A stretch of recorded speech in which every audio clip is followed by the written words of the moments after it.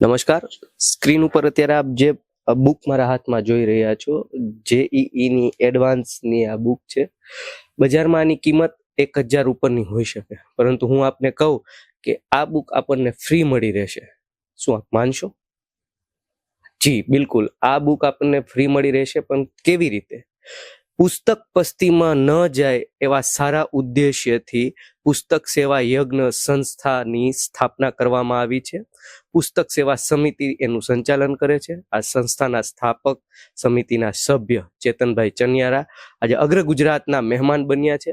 આ સમગ્ર પ્રયોગ, નવતર પ્રયોગ શું છે, આજે એમની પાસેથી જાણવું છે. પુસ્તક પસ્તીમાં ન જાય એ માટે તેઓ છેલ્લા ઘણા વર્ષથી આ નવતર પ્રયોગ શરૂ કરી અને જે બાળકોને માનો કે પહેલા ધોરણમાં હોય દાખલા તરીકે, અને એના પુસ્તકો એ દઈ જાય ને બીજા ધોરણના જોતા હોય તો એ લઈ જાય, એ રીતની પ્રથા છે. બરોબર ચેતનભાઈ, શું કેવું છે? પેલા તો આ આપણને વિચાર કેવી રીતના આવ્યો? નમસ્કાર. અગ્ર ગુજરાતનો આમ તો હું આભારી ગણાવ, કેમ કે આવી સેવાકીય પ્રવૃત્તિને તમે જે પ્રમોટ કરો છો એ ખૂબ સારી વાત છે. આજથી 2 વર્ષ પહેલા જ્યારે પુસ્તકો, આવા જ પુસ્તકો, આ બધા પુસ્તકો છે એનો સેટ આખો જે પસ્તીમાં જાતા જોયો, અને એક ગવર્મેન્ટ પ્રાઇમરીમાં હું પોતે ટીચર છું, ચેતન ચનિયારા, અને એવા સેટ જોઈ અને એક એવો વિચાર આવ્યો કે જો આ પુસ્તકો બધા પસ્તીમાં જાય એને બદલે કોઈક જરૂરિયાતને એ કામ આવે તો એ 8 થી 10,000 રૂપિયાનો સેટ અને 100-150 રૂપિયા નજીવી કિંમતે એ પસ્તીમાં આપેલો. તો એમાંથી લઈ અને બહુ મનોમંથન કર્યું, વિચાર્યું, બધા વાલીઓના રિવ્યુ લીધા, અમારી સમિતિ બનાવી અને એમની ચર્ચા કરી કે શું કરી શકાય. તો વાલીઓનું કહેવું એવું હતું, અમારે પણ પુસ્તકો કે પસ્તીમાં નથી આપવા, પણ એવું કોઈ પ્લેટફોર્મ હોય કે જેનાથી અમને સરળતાથી એ ત્યાં આપી શકી અને લઈ શકીએ. તો એવા એક નવતર વિચાર સાથે 2 વર્ષ પહેલા પુસ્તક સેવા યજ્ઞની શરૂઆત કરી. એક એવી જગ્યા જે વિનામૂલ્યે આપણને મળે ત્યાં એનું સેટઅપ ઊભું કર્યું. જરૂરિયાત જેમને હોય, જેમને અભ્યાસ પૂરો કરી લીધો હોય એવા બાળકોના વાલીઓ એ પુસ્તકો લઈને અમારે ત્યાં આપી જાય અને જેમને જે જરૂરી છે એ ત્યાંથી લઈ જાય. ચેતનભાઈ, કયા ધોરણથી લઈ અને કયા ધોરણ સુધીના પેલા તો આપણી પાસે પુસ્તકો હોય છે? ધોરણ 9 થી 12 ધોરણ સુધી તમામ માધ્યમ, ગુજરાતી હોય, અંગ્રેજી હોય, સીબીએસઈ હોય, ગુજરાત બોર્ડ હોય, શૈક્ષણિક તમામ પુસ્તકો અમારે ત્યાં હોય છે. આ પુસ્તકો કઈ રીતના હોય છે, કે કયા પ્રકારના સેટ હોય? દરેક સેટ મળી રહે? અને આમ જોવો તો કેટલા પુસ્તકો છે અત્યારે? અમારી પાસે પાઠ્યપુસ્તક, નવનીત, રેફરન્સ બુક જેવું શૈક્ષણિક તમામ મટીરિયલ અમારે ત્યાં મળી રહે છે. અને ગયા વર્ષે જે અમે સેવા કરી એમાં 8,000 પુસ્તકો અમે વિના મૂલ્યે પબ્લિકને આપી શક્યા, જેની અંદાજિત કિંમત વધારે થાય, પણ અંદાજિત કિંમત 8 થી 9 લાખ રૂપિયા જેવી કિંમત થાય. 2 વસ્તુનો ફાયદો છે એમાં. સામાન્ય માણસ, મધ્યમ વર્ગીય હોય એમને ઇકોનોમીમાં ફાયદો થાય અને એન્વાયરમેન્ટને પણ ફાયદો, એટલા ટ્રી કટિંગ ઓછા થાય અને રોટેટ થાય જે આ પુસ્તક છે. શું વાત છે! 8 થી 9 લાખના પુસ્તકો તમે વિતરણ કરી નાખ્યા છે. આ વર્ષનો કેવો ટાર્ગેટ રહ્યો? કેટલા પુસ્તકોનું વિતરણ થયું? કેટલા લાખ સુધીના? જનરલી અમારું કાર્ય 15 માર્ચથી શરૂ કરી અને 15 જૂન સુધી હોય, કેમ કે શૈક્ષણિક સત્ર 1 એપ્રિલથી શરૂ થતું હોય એ પહેલા અમે સ્ટાર્ટ કરીએ અને શૈક્ષણિક સત્રની શરૂઆત થઈ જાય એકદમ રિધમથી ચાલવા માંડે ત્યાં સુધી હોય. પછી આખું વર્ષ કોઈ જરૂરિયાત માટે આવતું નથી. એટલે 15 માર્ચથી 15 જૂન આ 1 મહિનો અત્યારે થઈ ગયો. 1 મહિનાની અંદર અમે 2500 પુસ્તકો જે 250 થી વધુ વિદ્યાર્થીઓને અમે આપી શક્યા, જે અંદાજે 2.5 લાખ ઉપરની કિંમત થાય એમની.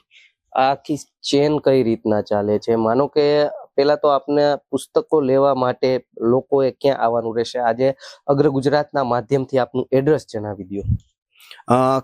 દર વર્ષે કાર્યાલય અલગ અલગ જગ્યાએ હોય છે. એમની જાણ તમને અમારી વોટ્સઅપ ચેનલના માધ્યમથી થાય. એ ચેનલની લિંક આ વિડીયોના ડિસ્ક્રિપ્શનમાં મળી જશે. આ વર્ષનું અમારું કાર્યાલય ક્રિસ્ટલ મોલની પાછળ ઘનશ્યામનગર મેઇન રોડ ઉપર જે સ્વસ્તિક સ્કૂલ આવેલી છે એની એક્ઝેક્ટ સામે, ત્યાં સોમથી શુક્ર સાંજે 6 થી 8 ખુલ્લું હોય. દરેક વિદ્યાર્થીઓને વિના મૂલ્યે આમનો લાભ લેવા વિનંતી. ચેતનભાઈ, જે આ ચેનની આપણે વાત કરવી છે કે તમે કઈ રીતના સંપૂર્ણપણે આ આખો નવતર પ્રયોગ છે એને ઇમ્પ્લિમેન્ટ કર્યો છે, આને અમલવારી કઈ રીતના થઈ?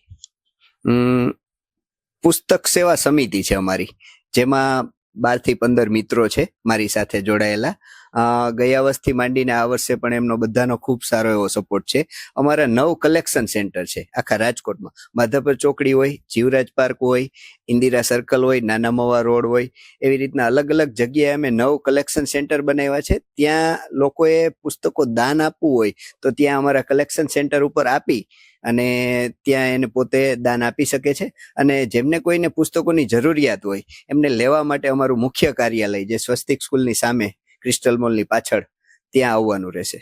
સપોઝ માનો કે મારે જ પુસ્તક લેવું છે, પરંતુ હું કાર્યાલય સુધી ક્યારે આવું કે મને ખ્યાલ હોવો જોઈએ કે મળી રહેશે? જો મને ખ્યાલ ન હોય તો હું આપનો સંપર્ક કઈ રીતના કરી શકું, જાણી શકું કે ભાઈ આ ધોરણના પુસ્તક મળશે? ધોરણ 9 થી 12 તમામ પુસ્તકો અમારી પાસે અવેલેબલ હોય છે તમામ માધ્યમના.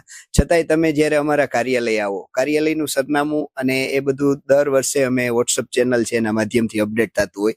પુસ્તક સેવા રાજકોટ કરીને અમારી વોટ્સઅપ ચેનલ છે, જે ડિસ્ક્રિપ્શન બોક્સમાં લિંક આપેલી હોય એમાંથી જોઈન થઈ શકો ને એમાં કાર્યાલય ઉપર કેવા કેવા પુસ્તકો છે, એમની અપડેટ શું છે, એ બધું એમાંથી માહિતી મળી રહે.